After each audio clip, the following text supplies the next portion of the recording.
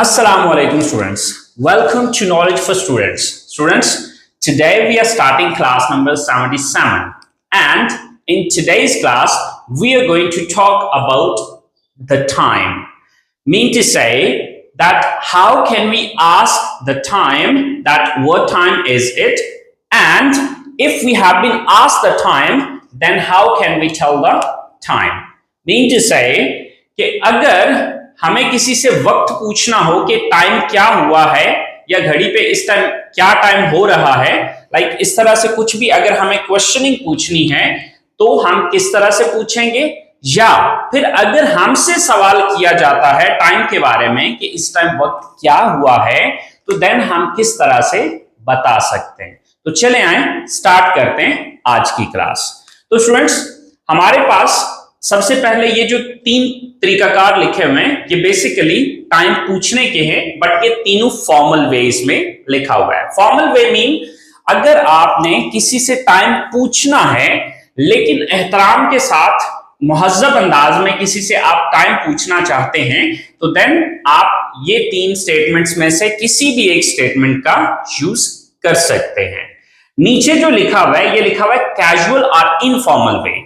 Casual और informal वे है कि नॉर्मल अंदाज में, लाइक जैसे हम अपनी फैमिली के अंदर नॉर्मली होते हैं या फिर अपने फ्रेंड्स के बीच में होते हैं तो वहां पे हम यूजुअली जो है वो अदब एहतराम का इतना लिहाज नहीं रखते. ठीक है, तो ऐसी सिचुएशन में आप ये दो क्राइटेरियाज का यूज कर सकते हैं. तो चले आए देखते हैं. हमारे पास जो पहला तरीकाकार लिखा हुआ है वो है फॉर्मल वे. सो हमारे पास जो पहली स्टेटमेंट है वो है could you tell me the time please. could you tell me the time please. क्या आप मुझे वक्त बता सकते हैं प्लीज. या फिर अगर ये स्टेटमेंट आपने यूज नहीं करनी तो इसकी जगह पे हम ये वाली सेकंड स्टेटमेंट यूज कर सकते हैं. May I know what the time it is. May I know, क्या मैं जान सकता हूं what the time it is, कि वक्त क्या हुआ है. या फिर अगर आपने ये भी इस्तेमाल नहीं करनी तो देन आप इसका इस्तेमाल कर सकते हैं would you mind telling me the time. अगर आपको बुरा ना लगे तो क्या आप मुझे टाइम बताएंगे, राइट.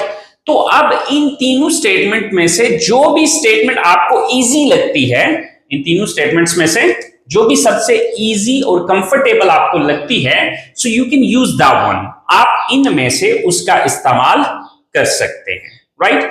बट अगर आप फ्रेंड्स के साथ हैं, फैमिली के साथ हैं, तो इनफॉर्मली किसी से पूछना चाह रहे हैं या एक कैजुअल वे में, एक नॉर्मल अंदाज में किसी से टाइम वगैरह पूछना चाहते हैं, सो यू कैन से what time is it. What time is it, time क्या हुआ है. और what's the time now. What's the time now, इस वक्त टाइम क्या हुआ है.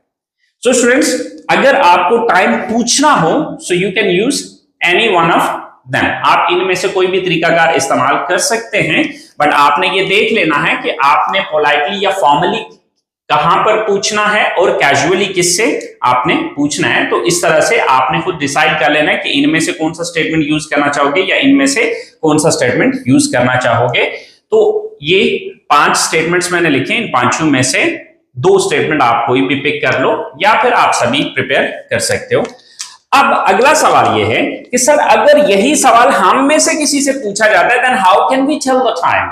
अगर हमसे ये सवाल पूछा जाता है तो हम कैसे अपना टाइम बता सकते हैं, ये किस तरह से हम वक्त बताएंगे. तो चले आए बात करते हैं. अगर इस वक्त टाइम 8 बज रहे हैं तो देन हम इस बात को 2 तरीके से बता सकते हैं. We can say it's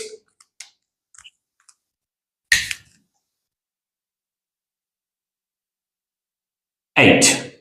It's 8. Shortly आप इतना बोल सकते हैं, इट्स 8.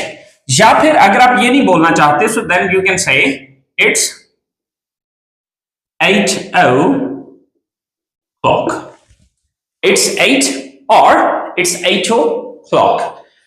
8 बजे हैं या it's 8 o'clock, 8 बजे, मतलब दोनों का एक ही है, राइट. तो आप चाहे आप ये तरीकाकार इस्तेमाल कर लीजिए, चाहे आप ये तरीकाकार इस्तेमाल कर लीजिए, बात एक ही है. अगर टाइम बज रहा है 8:15, अब इसको हम किस तरह से बता सकते हैं. अब ये चीज बताने के लिए हम पहले थोड़ा सा एक और चीज को समझेंगे कि देखिए 1 घंटे में होते हैं 60 मिनट, राइट। अब इसका अगर हम हाफ करते हैं तो इसको कहते हैं 30। अब 30 मिनट को हम कह सकते हैं हाफ, राइट। अब इसका चौथा पार्ट, अगर 60 मिनट्स का चौथा पार्ट यानी कि 30 का भी हाफ किया जाए तो ये बनते हैं 15। तो यानी कि चौथे हिस्से को कहा जाता है क्वार्टर। ओके, अब यहां पर हम अगली कहानी को समझते हैं। आई होप आपको ये पता चल गया होगा कि 30 मिनट हो रहे हो तो हम हाफ का वर्ड यूज कर सकते हैं और 15 मिनट हो रहे हो तो क्वार्टर का लफ्ज इस्तेमाल हो सकता है। बट हम इसको किस तरह से इस्तेमाल करेंगे, चलें अभी हम देखते हैं। अब ये टाइम बताना है तो इसके लिए हम ये कह सकते हैं इट्स 8:15, इट्स 8:15। ओके, कि 8:15 हुए हैं। या फिर यही टाइम यूं भी बताया जा सकता है इट्स 15 past 8, इट्स 15 past 8। अब इसका मतलब यह है कि भाई 15 मिनट पास्ट हो चुके हैं, मतलब 15 मिनट गुजर चुके हैं 8 बजने के बाद। इट्स 15 past 8, 8:15 हो चुके हैं, यानी कि मतलब एक ही बन रहा है, सिर्फ तरीका का अलग अलग है। अब इसी चीज को जैसे कि अभी हमने थोड़ी देर पहले देखा कि हम 15 मिनट्स को क्वार्टर भी कहते हैं, तो हम ये टाइम यूं भी बता सकते हैं इट्स 8:15, इट्स 8:15।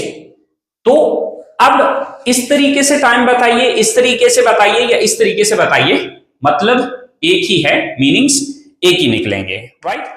अब अगर टाइम बज रहा है 8:30, तो अब इस चीज को बयान करने के लिए हम ये कह सकते हैं it's 8:30, it's 8:30।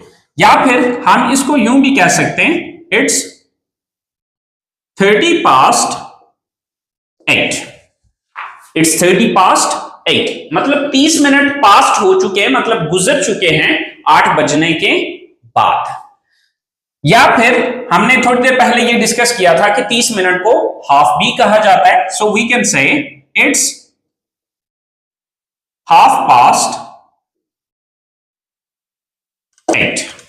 So if we say it's 8:30, it's 30 past 8 or it's half past 8, तीनों सूत्रों में मतलब एक ही निकल रहा है। तो आप इनमें से आप जो मर्जी क्राइटेरिया इस्तेमाल कर सकते हैं।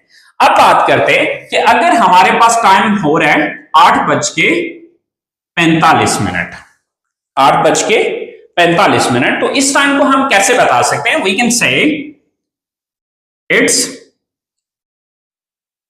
8:45, इट्स 8:45। इसको यूं भी बोल सकते हैं इट्स 45 past 8, इट्स 45 past 8, यानी कि 45 मिनट पास हो चुके हैं 8 बजने के बाद, जिसको हम कहते हैं कि 8:45 हो चुके। अगर हमें यह बताना है कि 15 मिनट बचे हैं 9 बजने में, तो देन हम ये कह सकते हैं इट्स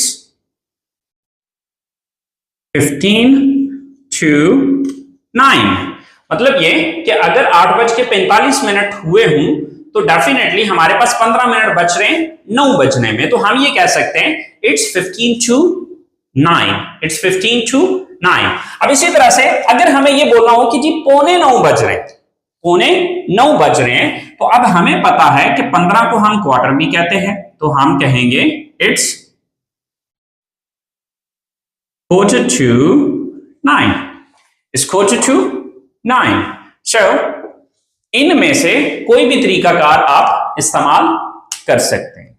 अब बात करते हैं कि अगर हमें यह बताना हो कि कोई टाइम जो है वो 8:05 या 8:07 या 8:10 हुए हैं, या फिर 8 बजने में 10 मिनट रहते हैं या 5 मिनट रहते हैं या 7 मिनट रहते हैं, तो हम उसको किस तरह से बताएंगे। चले आगे देखते हैं। अगर हमारे पास अब टाइम बच रहे हैं 8:10, 8:10, तो हम इस चीज को यूं बयान कर सकते हैं, इट्स 8:10, इट्स 8:10, या फिर हम ये कह सकते हैं